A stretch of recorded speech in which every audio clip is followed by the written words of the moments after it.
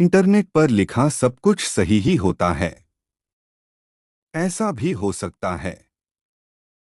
कई बार नहीं भी, लेकिन इंटरनेट पर लिखी कोई भविष्यवाणी सच हो जाए तो ये हैरान कर देती है। लेकिन हैरानी तब और बढ़ जाएगी जब पता चले कि इंटरनेट पर लिखी मौत की भविष्यवाणी भी सच हो जाए। तब आप क्या कहेंगे? ये रियल कहानी भी कुछ ऐसी ही है।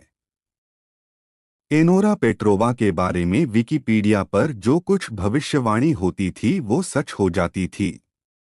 आज हम आपको सुनाने जा रहे हैं अनोरा पेट्रोवा की उन सुलझी कहानी का पूरा रहस्य। एनोरा पेट्रोवा की रियल कहानी अमेरिका की है। दुनिया का सबसे ताकतवर देश अमेरिका। यहाँ का एक राज्य है ओरेगोन। इस राज्य की सबसे ज्यादा आबादी वाला एक शहर है पोर्टलैंड। वैसे तो इसे ब्रिज का शहर यानी ब्रिज टाउन भी कहा जाता है क्योंकि यहाँ जगह जगह और पुराने जमाने के काफी मजबूत ब्रिज बने हुए हैं। इसी शहर में ब्रिज जैसे ही मजबूत इरादों वाली एक बच्ची का जन्म वर्ष 1991 में 5 मई को हुआ था। मां नैन्सी पेट्रोवा और पिता मिखाइल पेट्रोवा। इन्होंने अपनी बच्ची का नाम एनोरा पेट्रोवा रखा था। प्यार से वो इसे एनी बुलाते थे।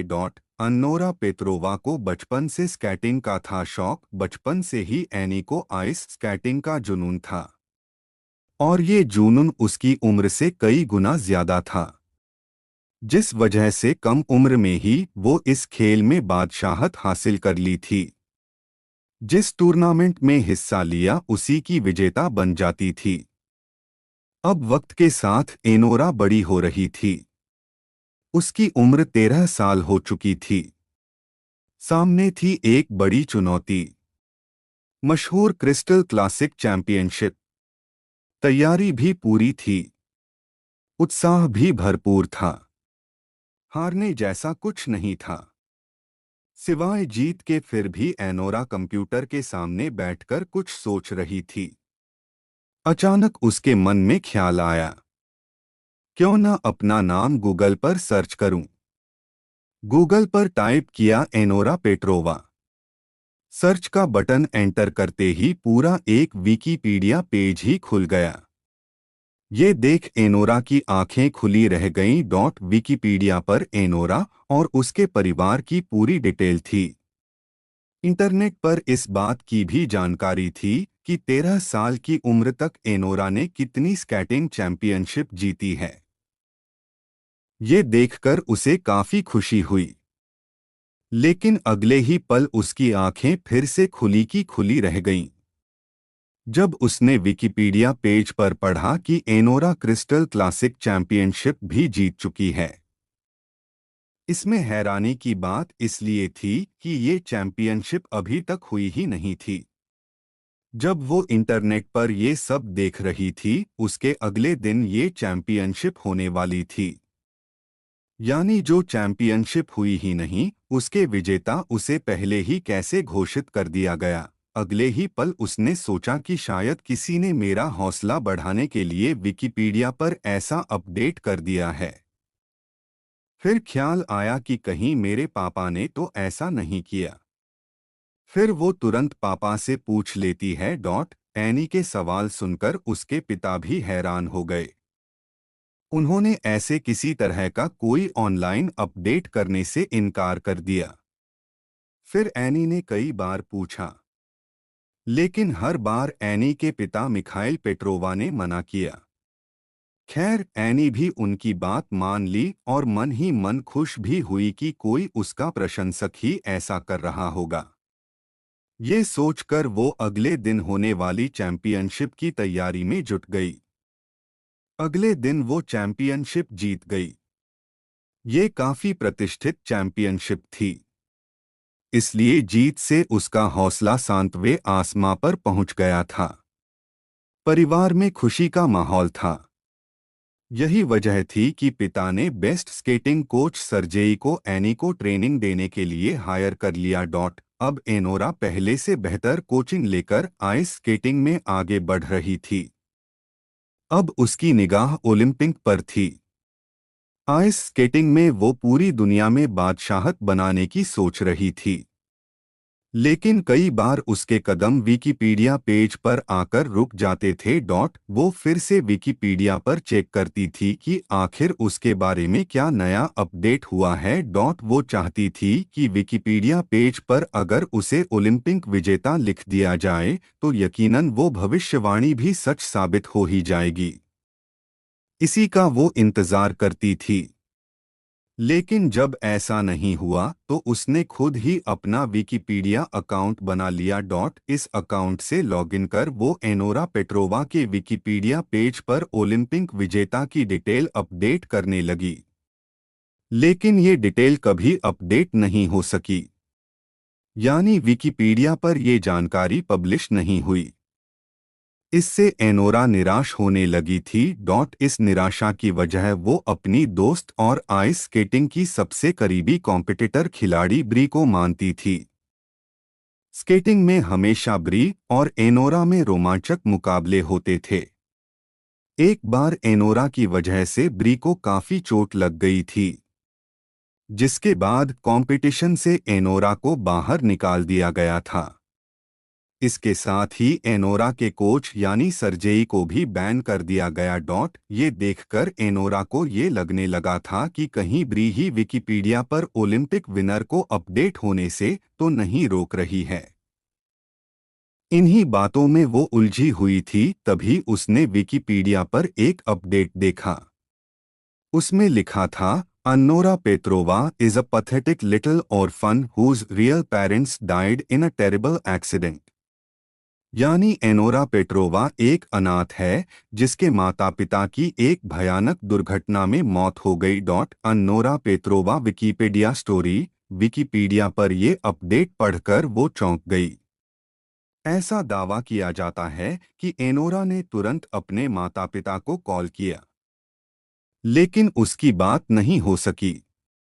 ऐसा कहा जाता है कि उसने 100 बार से ज्यादा कॉल की, लेकिन कोई बात नहीं हुई। इसके कुछ दिन बाद पता चला कि वाकई उसके माता पिता की सड़क हादसे में मौत हो गई थी। यानी इंटरनेट पर मौत की भविष्यवाणी सच साबित हुई। ये जानकर वाकई कोई भी सदमे में जा सकता है। एनी के साथ भी ऐसा ही हुआ। वो डिप्रेशन में चली गई। उसे किसी स्विस हॉस्पिटल में भर्ती कराया जाता है। वहां उसकी काउंसलिंग होती है। मजबूत इरादों वाली एनोरा एक बार से अपनी जिंदगी की मुश्किलों से जंग जीतने लगती है और फिर धीरे धीरे नॉर्मल लाइफ में लौट आती है। वो फिर से उठती है और स्केटिंग प्रैक्टिस शुरू करती है। उम्मीद फिर से चैंपियन बनने की जगती है। इसलिए वो पीछे मुड़कर फिर से नहीं देखना चाहती थी। वो नहीं चाहती थी कि फिर से अपना नाम गूगल पर सर्च करूं। इस तरह एक लंबा वक्त गुजर जाता है, लेकिन मन में हमेशा ये रहता था कि आखिर वो कौन है। कौन है जो विकिपीडिया पर ये अपडेट करता है? कौन है जिसे मेरे भविष्य के बारे में ऐसी सटीक जानकारी है? वो कौन है जो हमारी जिंदगी में परछाई की तरह है? विकिपीडिया से भी किया था संपर्क। इसी जद्दोजहद में एनोरा विकिपीडिया ऑफिशियल से भी संपर्क करती है। एनोरा पेट्रोवा पेज को अपडेट करने वाले की डिटेल मांगती है, लेकिन कोई जानकारी नहीं मिलती है। इन्हीं उलझनों के बीच एक दिन ऐसा आता है जब वो फिर से गूगल पर अपना नाम सर्च करती है।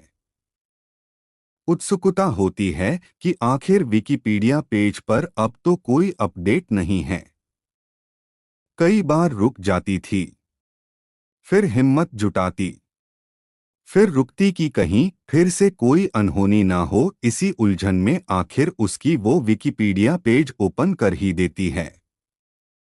फिर जो वो देखती है और पढ़ती है, उसे देखकर वो सन्न रह जाती थी। इस बार लिखा था, Annie Petrova born 5 May died 24 October 2010 was an American junior figure skating winner who died a lonely orphan death because she was a greedy little piggy. यानी एनोरा पेट्रोवा का जन्म 5 मई को हुआ था और 24 अक्टूबर 2010 को मौत हो गई। वो एक अमेरिकी जूनियर फिगर स्केटिंग विजेता थी। अनाथ और अकेलेपन के कारण उसकी मौत हो गई। इसकी वजह थी कि वो एक लालची छोटी पिग्गी थी। ये अपडेट पढ़ने के बाद एनोरा फिर से डिप्रेशन में चली जाती है। ये सोचकर हालत खराब होती चली जाती है कि आखिर उसकी मौत की तारीख तय करने वाला कौन है। क्या वो वाकई अकेलेपन के कारण मर जाएगी? ये सोचते हुए वो कंप्यूटर के सामने हटती ही नहीं है।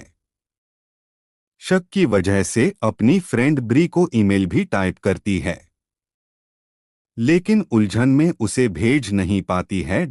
आखिरकार कई दिनों तक वो घर से बाहर नहीं निकलती है। इस पर पड़ोसी पुलिस को सूचना देते हैं। पुलिस घर में दाखिल होती है तो वहां का नजारा देख हैरान हो जाती है। कंप्यूटर के सामने ही एनोरा पेट्रोवा वाकई मृत थी। कंप्यूटर स्क्रीन पर एक ईमेल ड्राफ्ट किया था। उसे ब्री को भेजा जाना था लेकिन सेंड नहीं किया था। ये सब कुछ देखकर वाकई लगता है कि एनोरा पेट्रोवा की जिंदगी की रिमोट किसी और के हाथ में थी। वो तो बस उसके इशारे का इंतजार करती थी। एनोरा पेट्रोवा, इसे गूगल पर सर्च करते ही आपको तमाम रहस्य वाली जानकारी मिलेगी। इस स्केटर के साथ क्या वाकई में ऐसी घटना हुई थी?